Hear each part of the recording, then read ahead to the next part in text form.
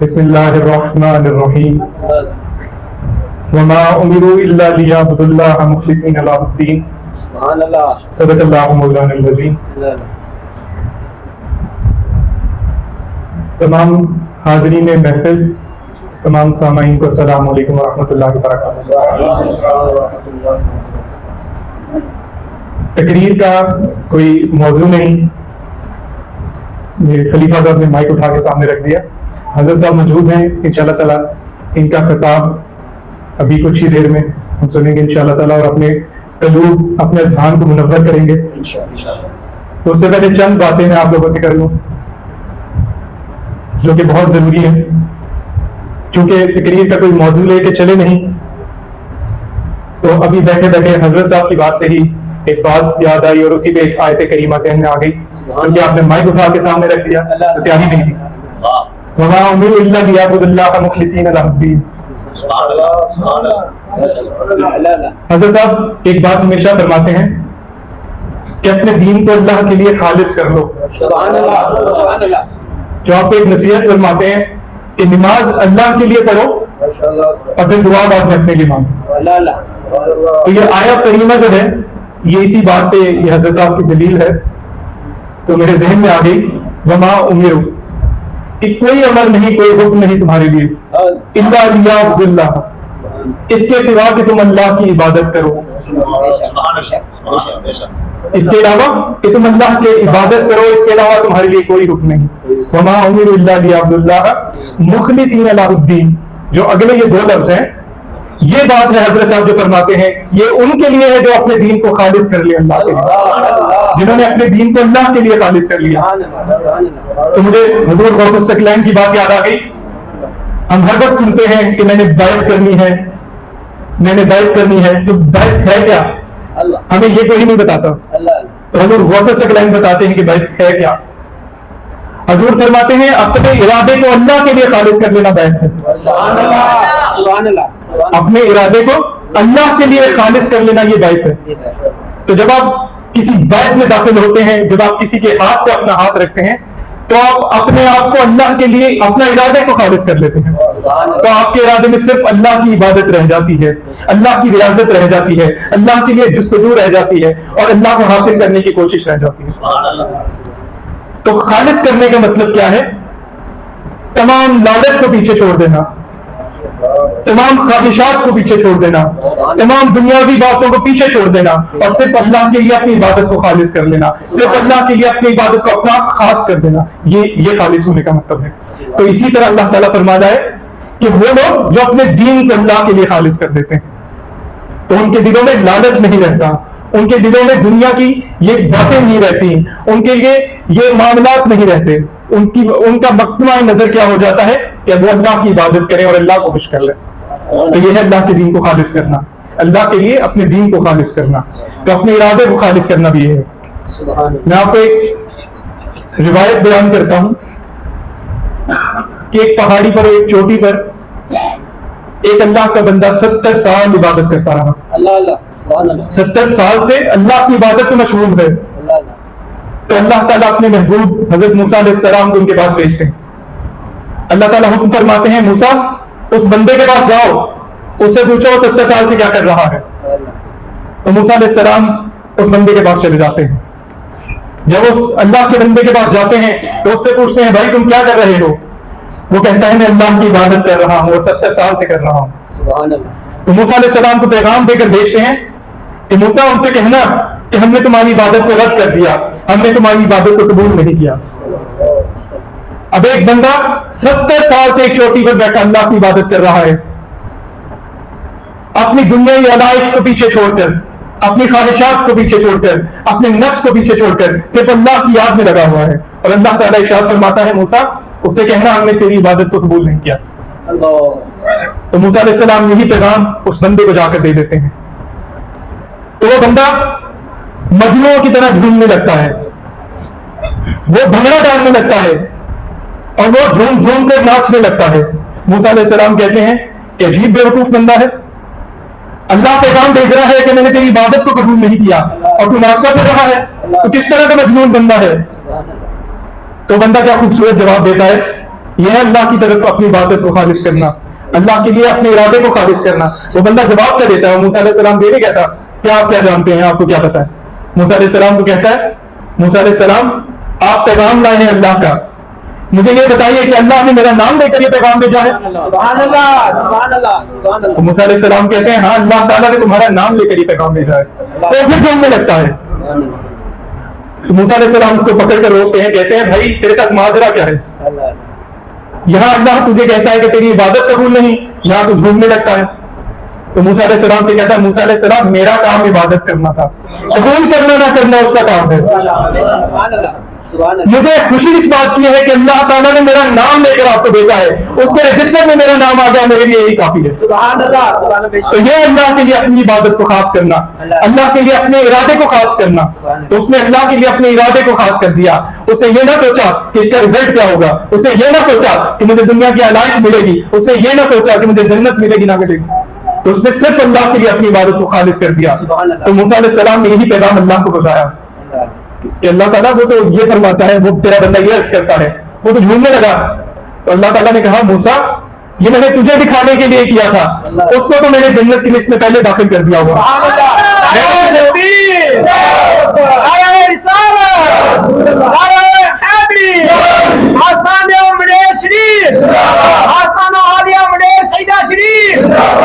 تو موسیٰ علیہ السلام یہ آپ کو دکھانے کے لیے تھا کہ اس نے میرے لیے اپنے ارادے کو خالص کر دیا، اس نے میرے لیے اپنی عبادت کو خالص کر دیا، دنیا کی علائش کو بھول گیا، دنیا کی غلاظتوں سے باہر چلا گیا اور صرف مجھے یاد کرنے لگا۔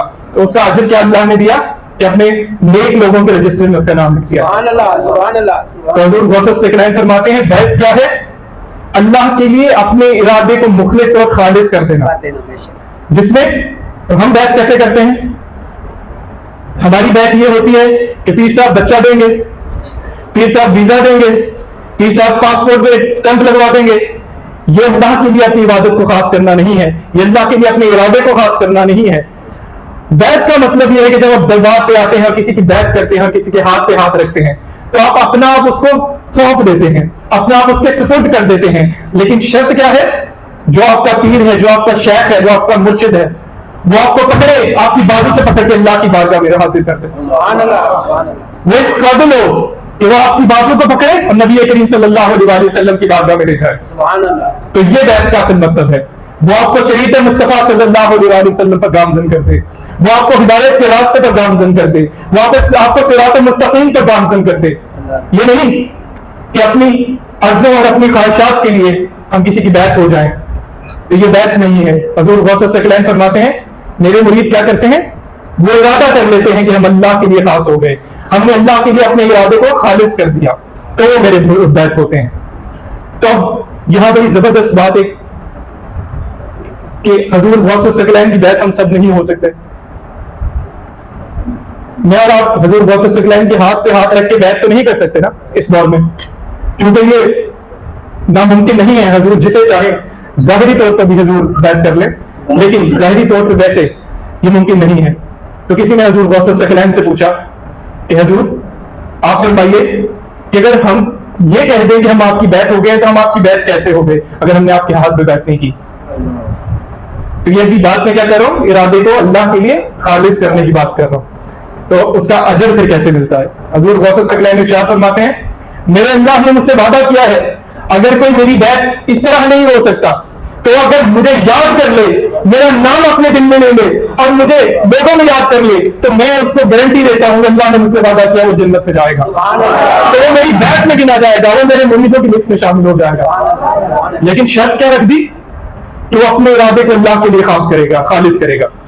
اگر وہ اپنے ارادے کو دنیاوی خواہشات کے لیے رکھے گا تو بات اور ہو جائے گی۔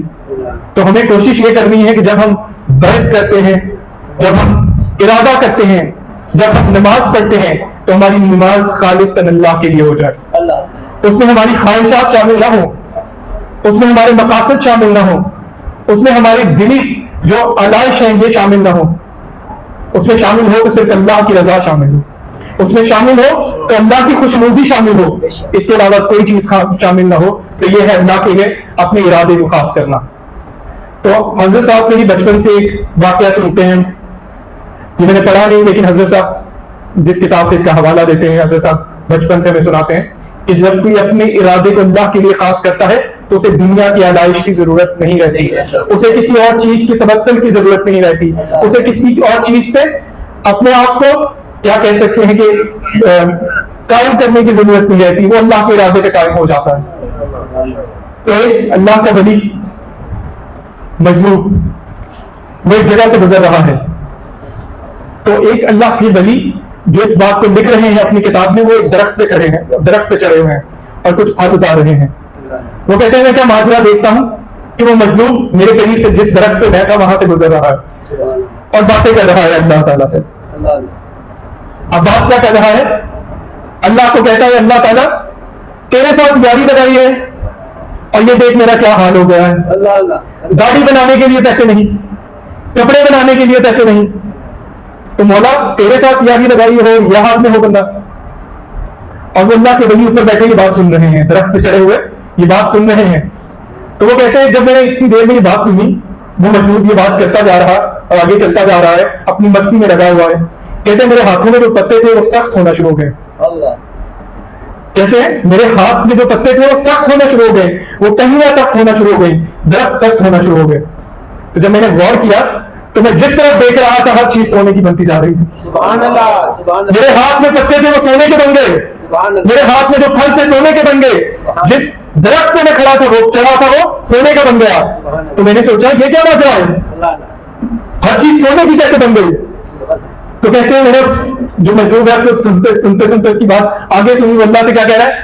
جب اس نے دیکھا کہ ہر چیز سونے کی ہو گئی تو اللہ تعالیٰ سے کہتا ہے مولا میں تو تیرا مذاق کیتا سی، مجھے اینا شرم کی لوڑ نہیں، اللہ، میرا جو ارادہ ہے تیرے لیے خالص ہے، میری عبادت تیرے لیے خالص ہے، میں تو مذاق کر رہا تھا، مجھے ان چیزوں کی ضرورت نہیں، یہ تو تم نے مجھے پہلے ہی عطا کر دی ہوگی۔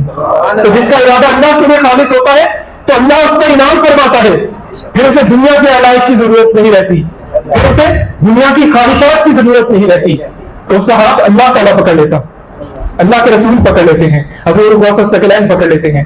میں بات کو لمبی نہیں کرنا چاہتا کیونکہ اس کے بعد ہم حضور کا خطاب اور ایمان افروز جو بیان ہے وہ سنیں گے اور اپنے قلوب کو نور سے علم سے روشن منور کریں گے۔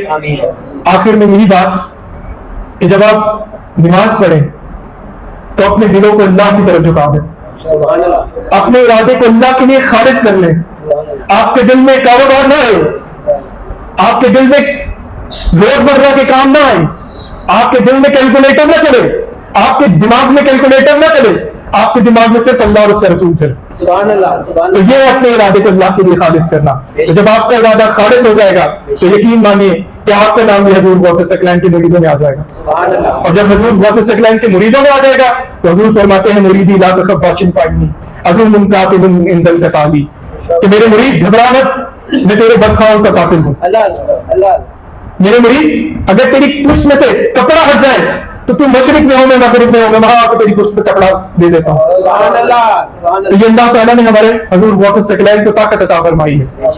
تو اپنے ارادے کو اللہ کے لیے خالص کریں، اپنی نمازوں کو اللہ کے لیے خالص کر لیں، اپنی بیعت کو اللہ کے لیے خالص کر لیں، اپنے ارادوں کو اللہ کے لیے خالص کر لیں، تو اللہ تعالیٰ کرم فرما دے گا۔ وما علینا الا البلاغ المبین۔